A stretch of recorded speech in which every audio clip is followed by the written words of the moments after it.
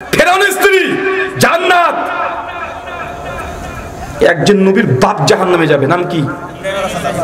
নবী ইব্রাহিম আলাইহিস সালামের বাবা। সহিহ বুখারী কিতাবুল আম্বিয়া হাদিস না 3350। আল্লাহ বলছেন কিয়ামতের মাঠে আজরের সঙ্গে নবী ইব্রাহিমের সাক্ষাৎ হয়ে যাবে।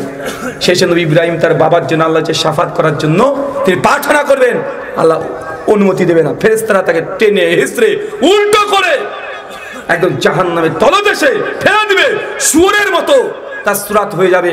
তারপর বোঝা যাচ্ছে নবীর বাপ জাহান্নামে যেতে পারে, পারে কি পারে না?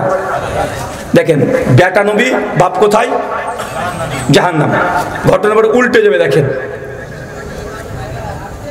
বাপ এবার নবী, বেটা জাহান্নাম। নূহ আলাইহিস সালাম সন্তান নাম কি? কেনান। সূরা হুদ 25 থেকে 40 নম্বর আয়াত ডিটেইল ঘটনা আছে। দেখেন বাবা নবী, এবার কে নবী?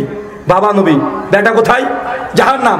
আর নবী ইব্রাহিম তিনি ছেলে, বাপ কোথায়? জাহান্নাম। তার মানে এতগুলো কোরআনের এই ঘটনাগুলো থেকে জানা যায় যে ইসলামের রক্তের সম্পর্কে 5 পয়সা মূল্য নেই, বংশ পরম্পরার কোন সম্পর্কের 5 পয়সা মূল্য নেই। যার ইমান আছে, যদি সে ফেরানোর মতো স্ত্রী হয় তারপরে জান্নাত। আর যার ইমান নেই, যে ইসলাম গ্রহণ করেনি, তৌহিদ নেই, সে যে নবীর স্ত্রী হয়, ছেলে হয়, বাপ হয়, তারপরেও কোথায়?